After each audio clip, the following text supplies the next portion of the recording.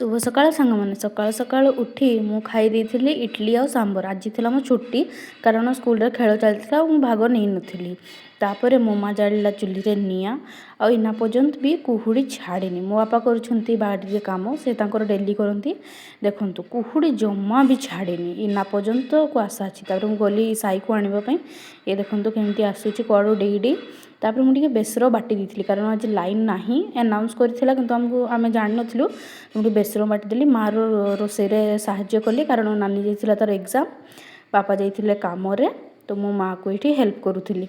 तापर हमर हितिला साग भजा तापर बिलाती आ बैगण भाजी देइथिले मो माई भी थिले आमे चकटा कर दिथिलु। तापर तापर हम खाई खुआ देकरी बापा जाइथिले काम को कामरू सी आसीछंती सी तांकर भी खाई दे। तापर 3टा 3:30 बेलू माँ मोर देइथिला चा बिस्कुट। तापर सांग माने हम टिके बनी संगे टिके खेम्परे ही जीवा ता संगे न खेम्परे हेले मो दिन जमा भी जाए। ए छुआटा जतकी आपनको मासूम देखा जाउची से सेतकी मासूम नुह एक्चुअली रे। माने ए वीडियोटी को एतकी रे रखिबा केमिति लागिला कमेंट करी कहिबे।